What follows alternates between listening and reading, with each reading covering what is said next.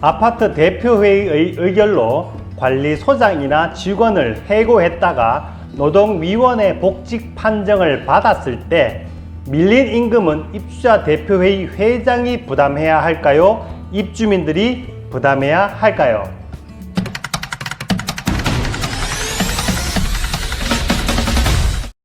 안녕하십니까. 친절한 생활 연구소 김도형 소장 김소장입니다.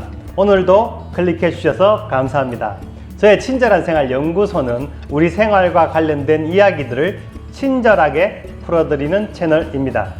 오늘의 주제는 대표회의가 관리소장 또는 관리 직원을 해고하는 결정을 한 후에 노동위원회의 판단에 따라서 복직하게 되었을 때 밀린 임금은 대표회장 개인이 내는 것인지 주민 전체가 부담하는지에 대해 이야기해 보겠습니다.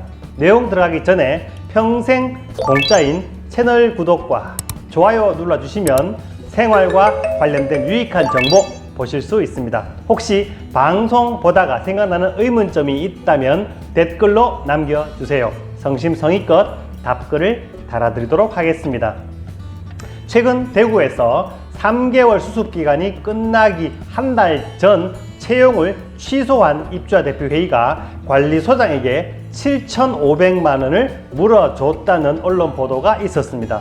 내용을 들여다보면 관리소장을 채용하면서 수습기간 3개월만 근무하기로 하고 그 기간이 만료되는 날 근로계약을 해지한다는 계약을 했었는데 3개월이 되기 한 달 전 대표회의에서 인사위원회를 열어서 관리소장과의 계약을 중지하는 안건을 통과시켰습니다.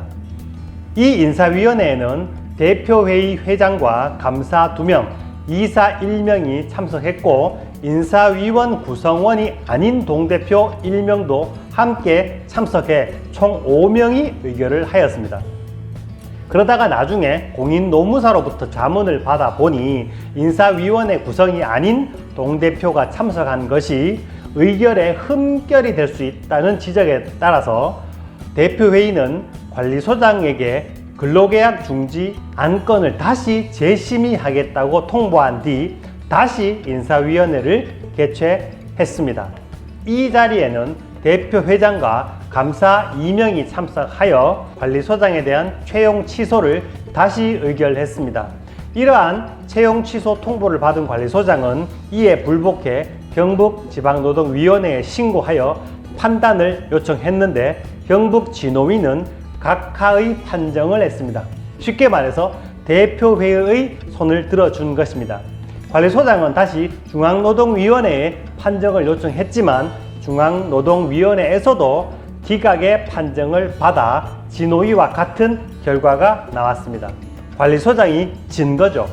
이렇게 되자 해고를 당한 관리소장은 법원에 정식 재판을 청구했는데 놀랍게도 관리소장이 승소하는 결과가 나왔습니다. 판결문에 따르면 취업규칙에는 재적인원 과반수의 출석과 출석위원 과반수의 찬성으로 의결한다는 규정이 있는데 여기서 말하는 재적인원에는 대표회장, 이사, 감사와 관리소장이 출석 여부와 관계없이 인사위원회 구성원 신분을 갖기 때문에 재적인원에 포함된다. 따라서 시용근로자에 대한 채용 취소를 의결하는 인사위원회를 열려면 관리소장을 포함시킨 재적인원을 적용해야 되는데 그렇게 하지 않았다.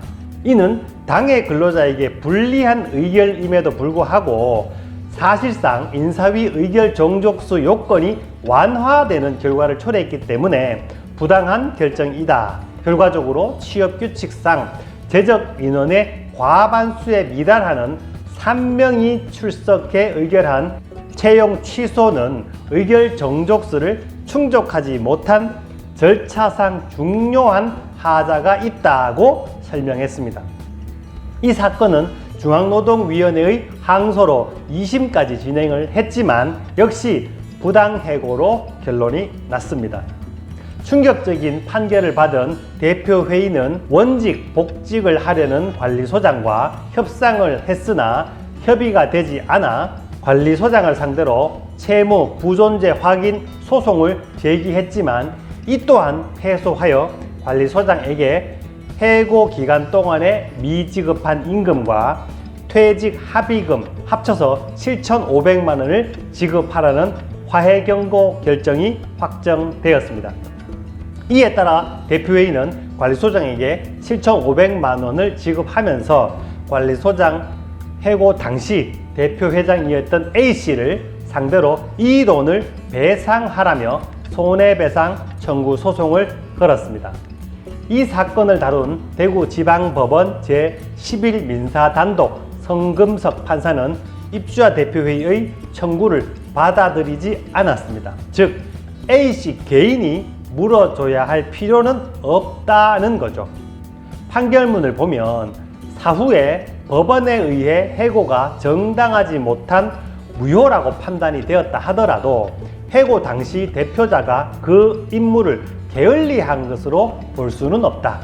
해고 당시 객관적 사정이나 해고 사유의 내용 또는 경중을 비추어 볼 때 해고할 만한 정당한 사유가 있다고 판단할 상당한 근거가 있었고 적법한 절차를 거쳐 시행한 해고라면 단체의 장이라는 것 때문에 선량한 관리자로서의 주의 의무를 다하지 않았다고 할 수는 없다고 설명했습니다.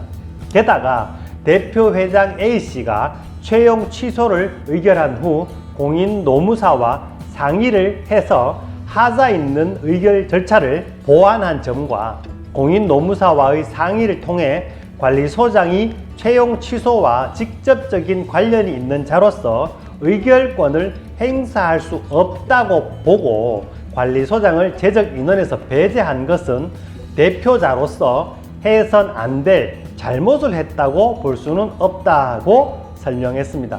이 사건은 채용 취소 후에 복직 판결 날 때까지 임금 7,500만 원을 고스란히 입주민이 부담하게 된 사건이었습니다. 다음 사건은 대표회장이 해고 합의금 5천만 원을 부담하게 된 사건인데 이 사건도 채용된 지 2달 만에 해고된 사건입니다. 입주자 대표회의에서 관리소장을 해임하면서 내세운 사유는 입주자 대표회의의 결의를 위반해 직원의 임금 인상률을 허위로 게시한 점, 입주자 대표회의 단체 회비 지출 여부를 간섭해서 대표회의의 권한을 침해한 점, 입주자 대표회의가 지급 결의한 운영비와 감사의 아파트 누수 탐지 비용을 부당 지출로 처리해서 반환 청구함으로써 위계 질서를 훼손한 점, 입주자 대표회장의 결재 없이 동대표들에게 문서를 발송한 점, 그리고 감사와 통화하면서 녹취하겠다고 협박한 점 등을 들었습니다. 내용을 보면 대표회의의 심정을 많이 건드린 것은 맞는데 이 사유들이 근로자를 해고할 정도의 사유이었을까요? 지방노동위원회는 부당해고 판정서를 발송했습니다. 이 판정서를 받은 날부터 30일 이내에 원직에 복직시키고 해고 기간 동안 임금을 지급하라고 판정했습니다. 그런데 지방노동위원회에서 심사가 진행되는 기간 중에 관리소장 해고로 인해 주민 간의 분쟁과 갈등이 심화되었고 주민공청회에서 대표회장을 비롯한 임원들의 책임 문제가 야기되자 관리소장을 해고하는 결정을 했던 동대표 전원이 사퇴를 해버렸습니다. 아파트 입장에서는 대표회의가 모두 사퇴하여 공석인 가운데 해고되었던 관리소장을 복직시키라는 판정서를 받은 것입니다. 그러다 보니 이 판결서는 이행을 하지 못했고 이행 강제금까지 떠안게 되었습니다. 이후 새롭게 구성된 입주자 대표회의는 관리소장을 복직시키면서 퇴직 합의를 했고 그동안 미지급한 임금과 퇴직 합의금을 합쳐서 5천만 원을 지급했습니다. 이후 아파트 대표회의는 이 5천만 원을 배상하라며 전 대표회장을 고소하기에 이르렀는데요. 결과는 어떻게 되었을까요? 결과는 전 대표회장에게 선량한 관리자의 주의 의무를 다하지 않았다면서 손해를 배상하라는 판단을 했습니다. 재판부에서는 별다른 징계 사유도 없음에도 적법한 절차도 거치지 않고 해고를 한 점, 또한 지방노동위원회의 판정에 따른 후속 조치를 조속히 취해서 관리소장이 이명인 이례적 상황을 신속히 해소하고 입주민의 손해가 확대되지 않도록 할 의무가 있음에도 사임했다는 핑계로 의무를 다하지 않았다고 설명하면서 비록 사임했더라도 새로운 동대표들이 선출되어 적법하게 구성될 때까지는 종전 회장이 직무를 수행할 권한이 있다면서 이런 권한과 의무가 있음에도 적절한 후속 조치를 하지 않아서 과실을 부정할 수 없다면서 손해를 배상하라고 판결했습니다.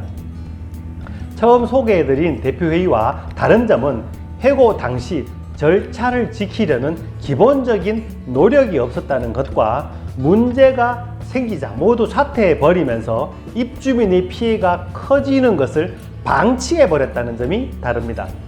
대표회의가 입주민을 대신해서 막중한 업무를 하는 것은 맞습니다.